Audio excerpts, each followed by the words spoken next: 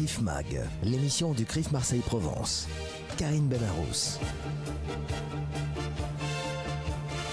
Bonsoir à tous, vous avez reconnu le générique et c'est avec un infini plaisir que je suis heureuse de vous annoncer que l'émission CRIF Mag reprend du service tous les lundis à 19h30 et pour notre première invitée, quoi d'autre que recevoir la nouvelle présidente du CRIF Marseille-Provence, à savoir Fabienne Bendayan. Fabienne Bendayan, bonsoir. Bonsoir Karine. Bienvenue dans CRIF Mag. Alors ça fait plaisir de reprendre avec vous cette émission qui était partie un petit peu en sommeil pour cause de Covid, où ça a été un peu compliqué.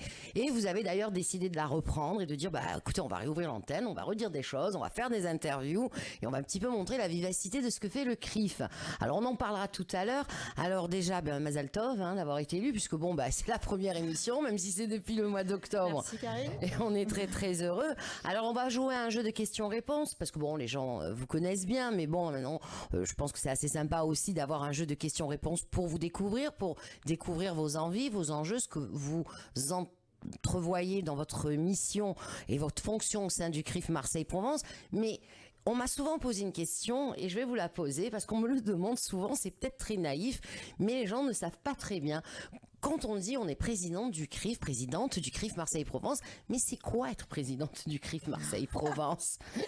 Écoutez, c'est une excellente question. Alors, avant de vous répondre, déjà, je voulais vous dire que c'est avec un immense plaisir que je suis à votre micro et que je suis ravie qu'on reprenne les émissions de CRIF Mag. Je crois que c'est effectivement important que le CRIF soit présent sur cette radio juive de Marseille. C'est une belle émission. C'était dommage effectivement qu'on l'interrompe. Donc, vous dire vraiment que je suis très heureuse qu'on reprenne cette émission et que nos éditeurs de la communauté puissent, du coup, au travers de cette émission, apprendre à nous connaître déjà, ça c'est important, et puis en sache un petit peu davantage aussi sur les actions que nous menons au sein de notre institution. Alors c'est quoi une présidente du CRIF ? Oui, on me le demande souvent. Alors je vous dirais, c'est d'abord une noble fonction. Je vous dirais encore que c'est une lourde responsabilité. Vous savez, notre institution finalement, elle porte la voix des associations qui sont fédérées au sein du CRIF, plus largement de la communauté. C'est l'interlocuteur privilégié auprès des pouvoirs publics.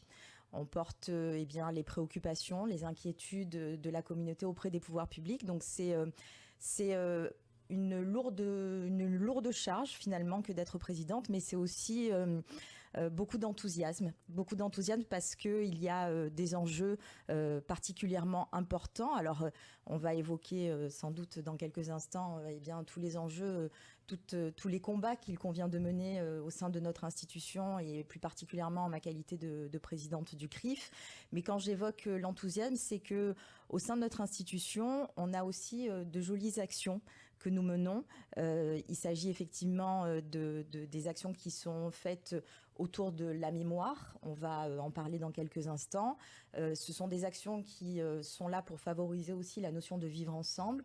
Donc il y a des enjeux qui sont finalement sur beaucoup de domaines qui font que présidente du CRIF, c'est embrasser cette profession parce que je considère que finalement, c'est tellement important, tellement chronophage que c'est au quotidien, en réalité.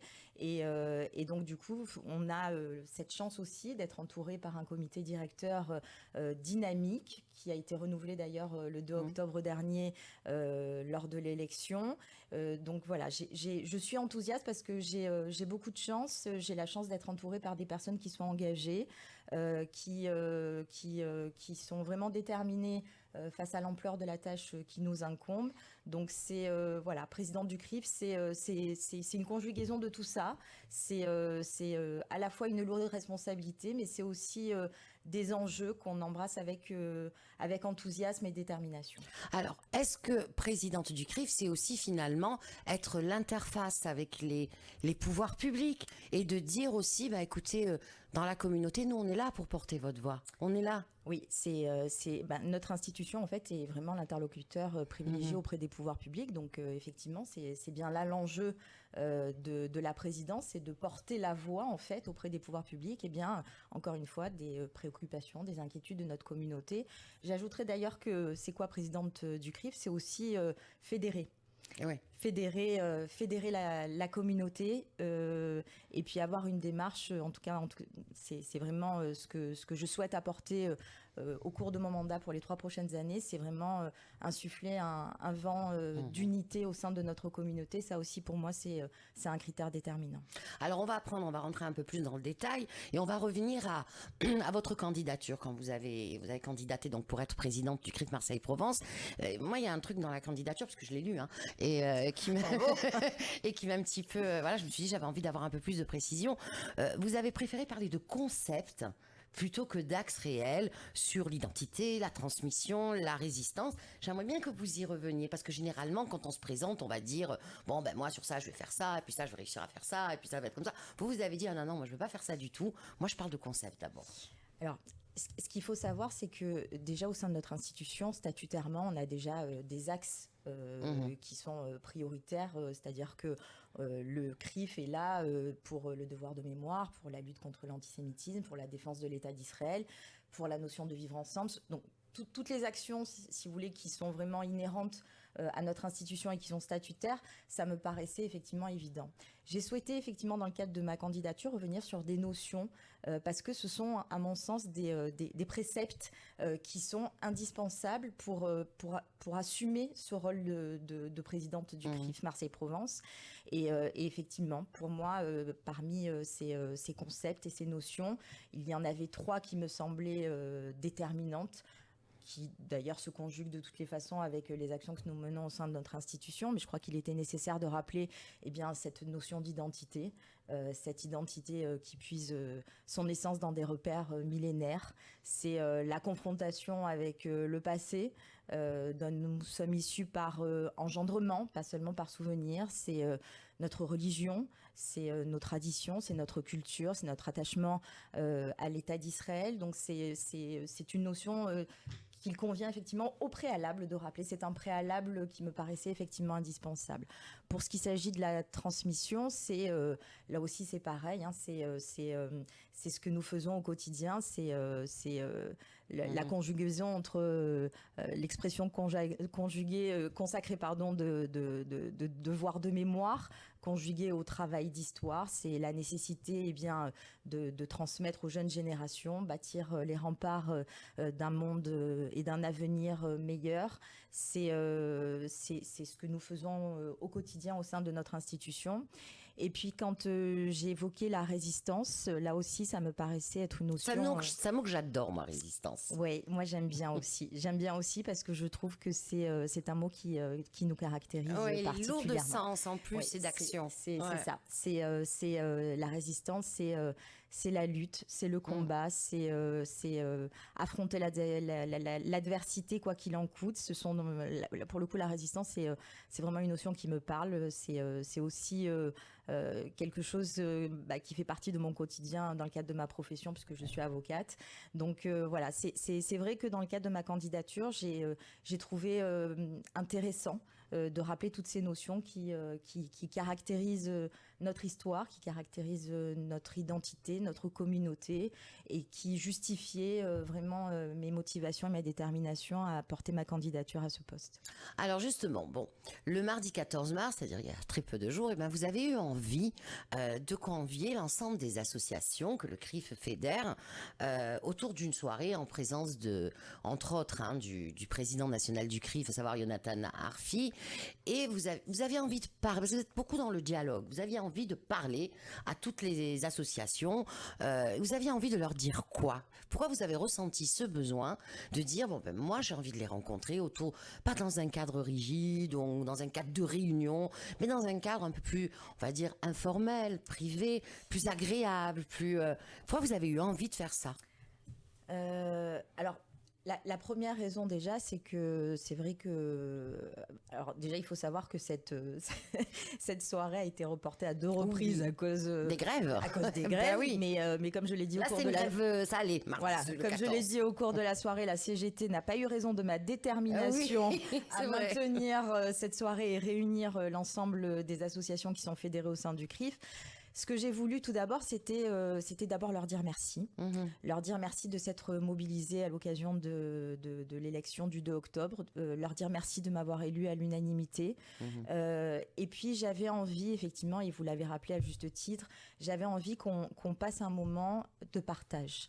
Un moment de partage, un moment de convivialité, un moment d'échange.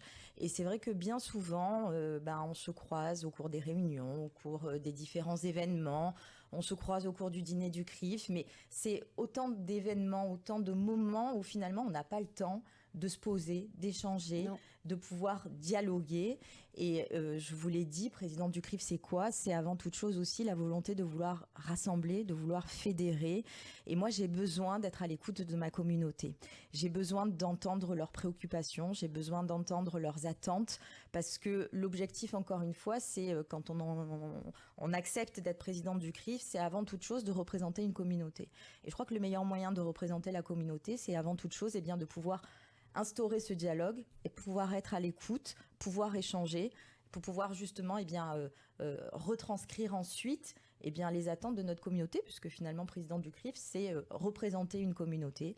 Donc c'est vrai que j'ai vraiment, pour moi c'était important d'organiser cette soirée, qu'on puisse rassembler tous les acteurs de la vie associative autour de Jonathan Arfi, dont c'était le premier déplacement officiel à Marseille depuis mon élection.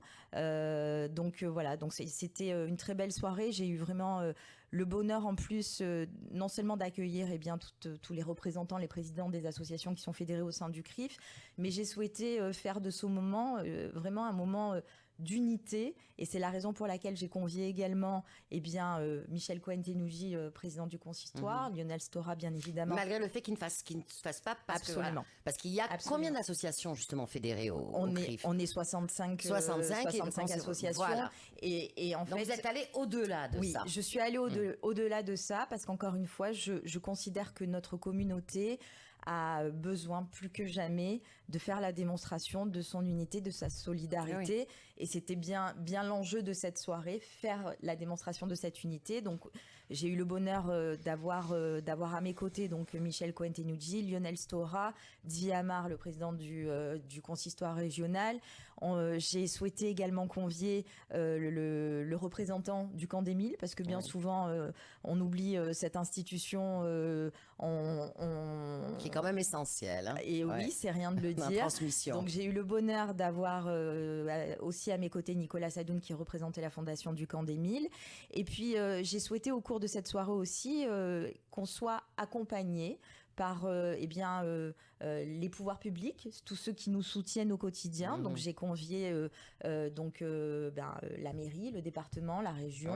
Donc voilà, c'était vraiment, c'était pour moi important qu'on puisse se retrouver dans un cadre qui favorise le dialogue, l'échange et la convivialité. Alors, quand il y a des réunions au CRIF, il y a un comité directeur. Ensuite, dans ce comité directeur, il y a plusieurs présidents de commission. C'est comme ça que vous travaillez, si je comprends bien. Dans les commissions, il y a des thématiques, ce que ce serait sur des conventions, des voyages de la mémoire. Vous en avez ouvert une nouvelle sur les droits des femmes, qui n'existaient pas avant, etc. Alors, on en est où ? Quels sont les projets qui ont bien avancé dans tout ce bouillon, on va dire, culturel, intellectuel, où vous en êtes avec tous ces présidents de commission? Alors, effectivement, c'est pas facile quand même à gérer. On a bien avancé. Alors, vous avez raison de le souligner, c'est pas évident. Depuis le 2 octobre, en fait, je me suis vraiment attachée à mettre en place une organisation qui était déjà préexistante, mais quand on débute... Il faut insuffler les idées, les nouvelles, etc. C'est ça le truc. Quand on débute un mandat, on s'entoure, comme je vous l'ai dit, il y a de nouveaux membres du comité directeur, donc on s'entoure d'une nouvelle équipe, et puis on a envie effectivement de développer de nouveaux projets. Alors il y en a certains qu'on renouvelle parce que ce sont des incontournables et qui font partie des événements institutionnels qu'on renouvelle chaque année, et donc on a d'un côté les membres du comité directeur, et puis de l'autre côté on a effectivement ces différentes commissions qui réfléchissent, qui agissent et donc ça tourne autour effectivement de différentes thématiques. Donc les commissions qui sont instaurées aujourd'hui au sein de notre institution, elles sont au nombre de 10. Oui, il y en a beaucoup. Il y en a effectivement beaucoup. C'est presque une machine de guerre, le CRIF, hein, faut pas croire. Donc au nombre de 10 et donc du coup, alors il y a 2 nouvelles commissions que j'ai instaurées lorsque j'ai pris mes fonctions le 2 octobre. Ce sont des commissions qui, à mon sens, sont importantes et faisaient défaut au sein de notre institution. C'est celle que vous avez rappelée, effectivement, c'est la commission Femmes dans la Cité. Et il y a également la commission Jeunesse que j'ai instaurée depuis le 2 octobre. L'idée, notamment de cette dernière commission, c'est de partir d'un constat d'une problématique relative à la représentativité. On a besoin de renouvellement. On a besoin que nos jeunes se mobilisent. On a besoin que nos jeunes s'engagent. Et l'objectif de cette commission, c'est justement d'essayer de faire en sorte de susciter des vocations. Des vocations d'ailleurs, pas seulement sur le plan communautaire. L'objectif, c'est vraiment d'essayer d'encourager notre jeunesse à s'engager sur le plan alors communautaire bien sûr, associatif, politique. Politique, pourquoi pas. Exactement, à tout point de vue. Donc voilà, l'idée c'est vraiment de dire il faut que notre jeunesse apprenne à se mobiliser, apprenne également à être présente aux commémorations. On a un certain nombre de commémorations qui se déroulent tout au long de l'année et c'est important parce qu'on évoquait tout à l'heure la transmission, c'est important que notre jeunesse soit présente, se mobilise au cours de ces commémorations. Donc c'est une commission à laquelle j'attache beaucoup d'importance. Et puis après, vous posiez la question des différents projets qui ont été mis en place. Donc sur la commission mémoire par exemple, on a renouvelé bien sûr le concours de la BD. Cette année, comme c'est l'année des 80 ans de l'anniversaire des rafles de Vieux-Port et de l'Opéra, le thème qui a été choisi, c'est 1943 des enfants dans la rafle, donc qui porte particulièrement sur ce thème. Donc ça sera une restitution qui aura lieu probablement au mois de juin.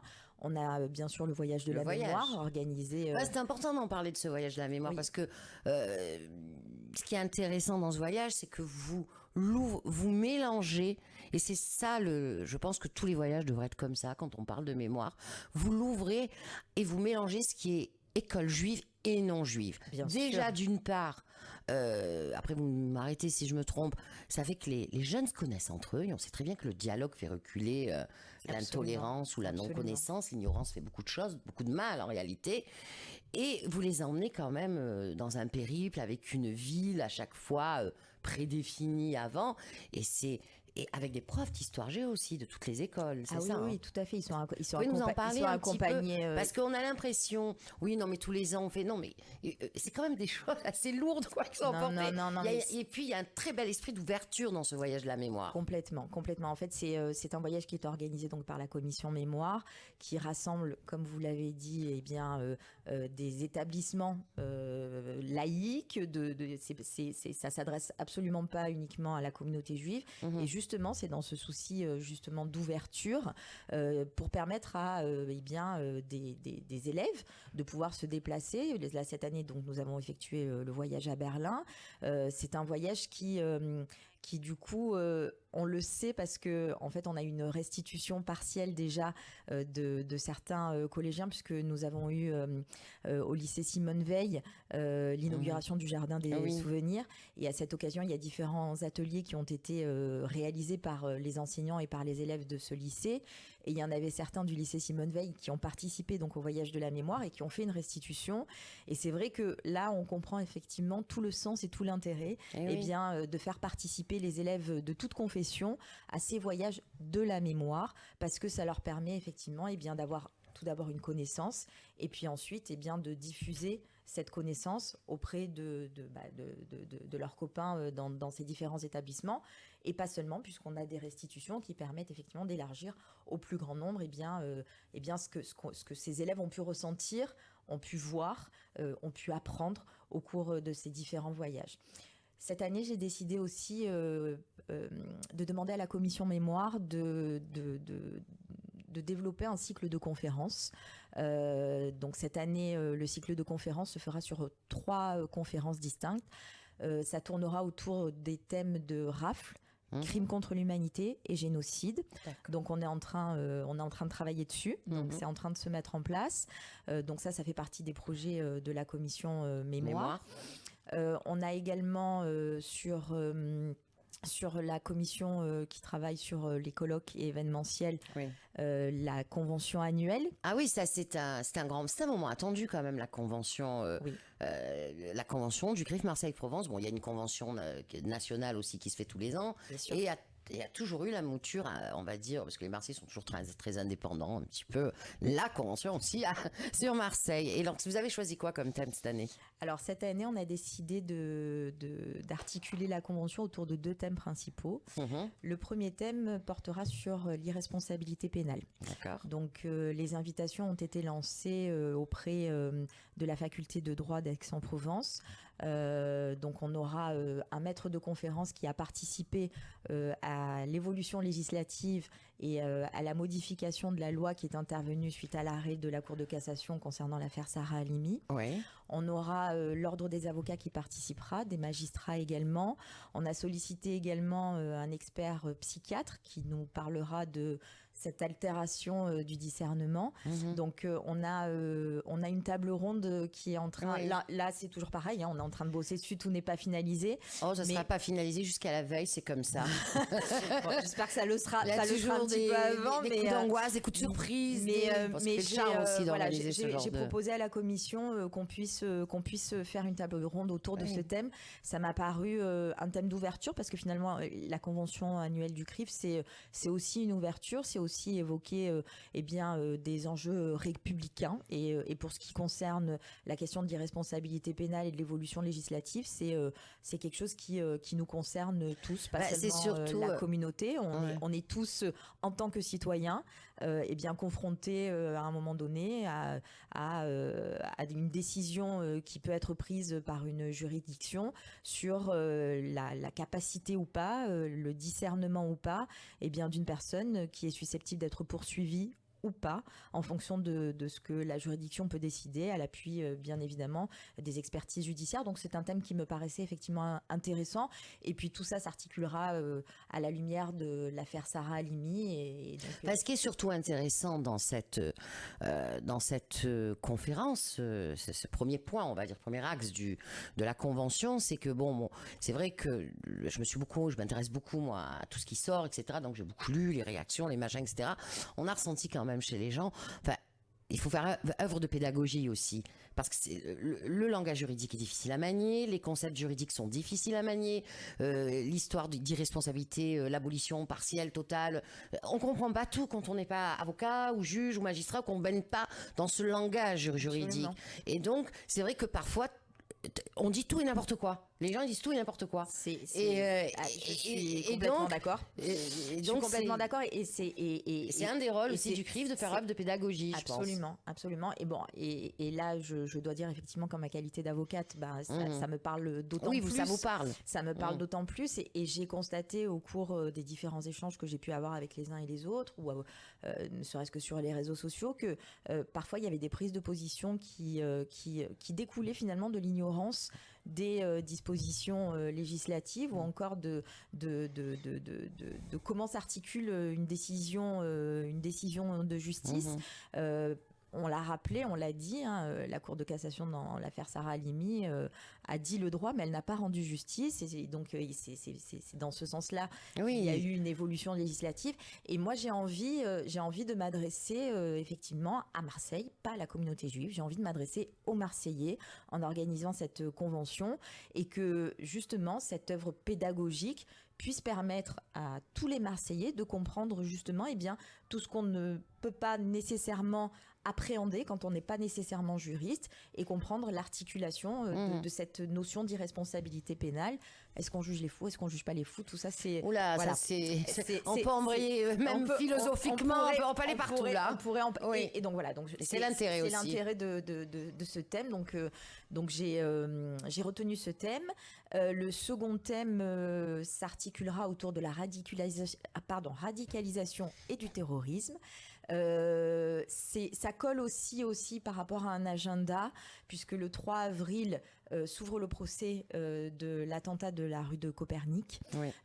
Donc on aura la chance d'avoir à nos côtés Clément Veil-Reynard qui a accepté d'être présent. Il a donc sorti un bouquin justement qui traite de cet attentat et du procès qui va avoir lieu.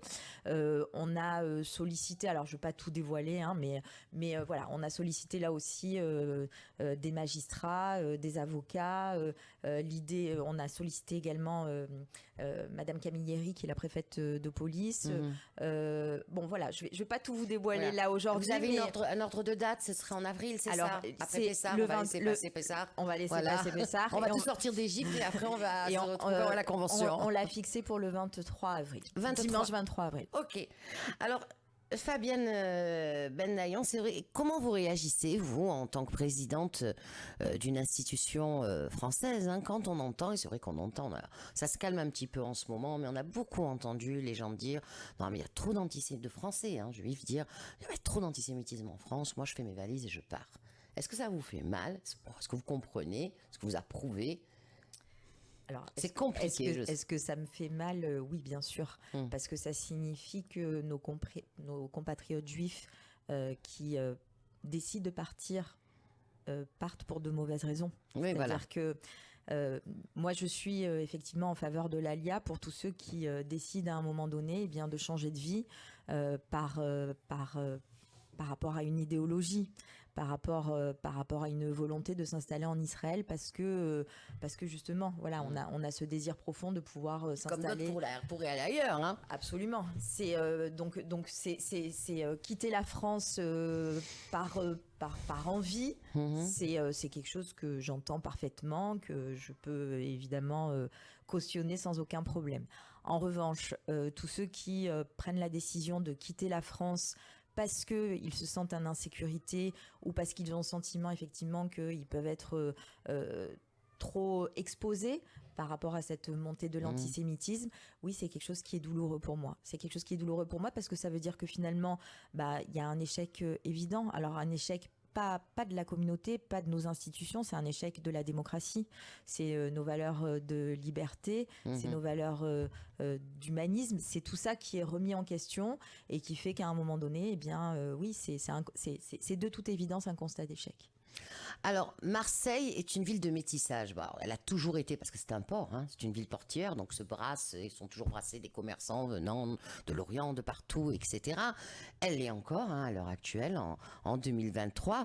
On sait que le CRIF Marseille-Provence a toujours eu l'ambition d'améliorer, d'entretenir, je veux dire, les bonnes relations entre les différentes communautés. Par quel prisme vous voulez le faire, vous ? Alors vous avez raison de le souligner, en fait il faut, je crois que c'est important de rappeler effectivement que le CRIF Marseille-Provence a toujours œuvré, depuis toujours, tous mes prédécesseurs ont consacré vraiment beaucoup d'énergie, beaucoup de détermination à favoriser ce dialogue intercommunautaire. Et chacun de façon différente. Absolument, chacun de façon différente, mais il y a toujours eu cette volonté au sein de notre institution d'être un acteur majeur du vivre ensemble et du dialogue intercommunautaire. Moi, j'ai bien évidemment, je m'inscris dans cette démarche, bien évidemment.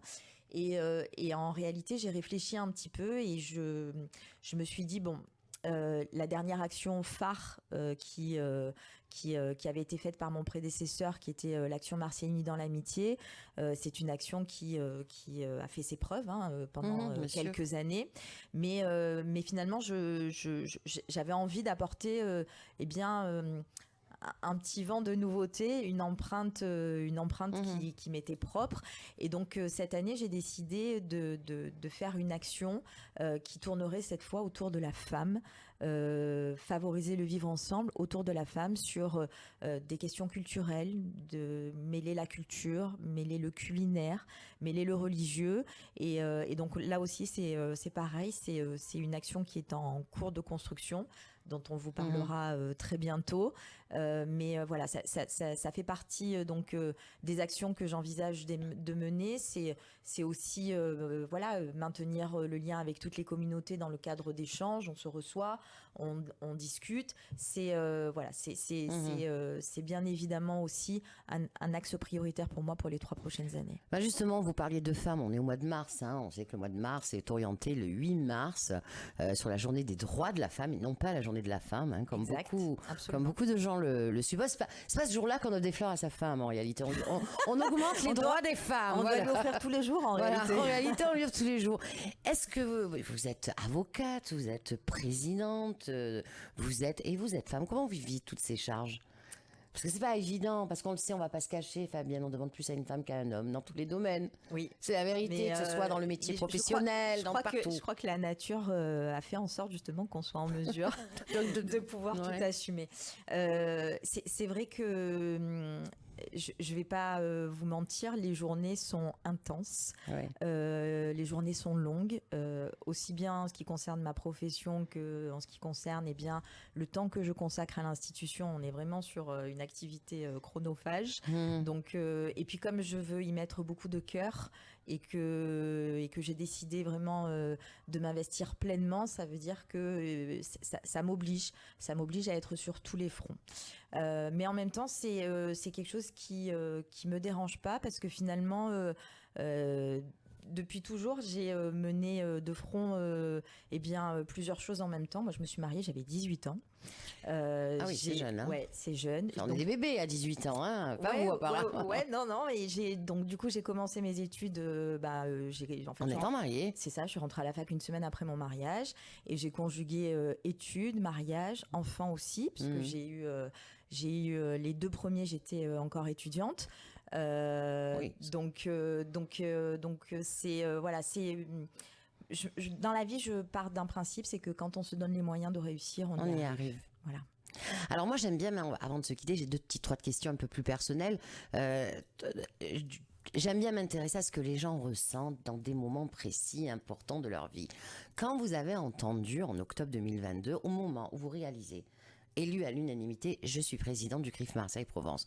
C'est quoi votre pensée au début ? Mais vraiment votre première pensée ? Parce que c'est quand même un peu... Ma toute première pensée en fait, j'ai pensé à ma famille.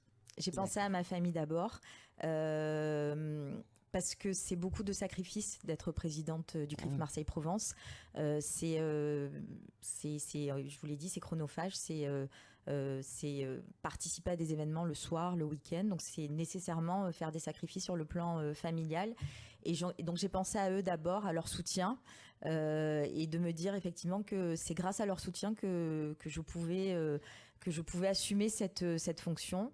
J'ai pensé aussi, du coup j'ai eu beaucoup d'émotions forcément, beaucoup d'émotions. J'ai pensé à tous les enjeux que représentait cette noble fonction. Et j'ai pensé aussi, je vous l'ai dit au début de notre entretien, à l'enthousiasme que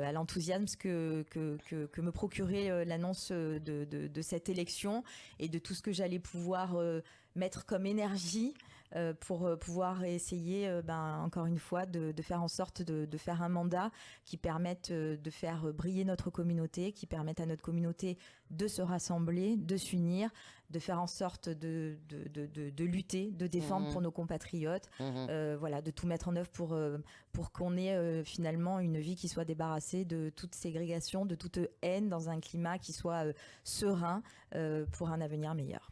Alors juste avant de se quitter, si vous deviez être un écrivain, vous seriez qui ? Vous affectionnez qui comme écrivain ? On a tous un préféré. Moi j'aime bien Albert Camus. J'ai un petit faible aussi pour Jean d'Ormesson. Ah, d'accord. Une chanson ? La Tigva ? Allez, on y va. Fabienne Manaillan, je vous remercie infiniment. On se retrouvait bien dans CRIF Mag dans 15 jours, puisque l'émission, le nouveau format sera 2 fois par mois. Merci infiniment et longue vie au CRIF Marseille-Provence. Merci. Au revoir. Au revoir.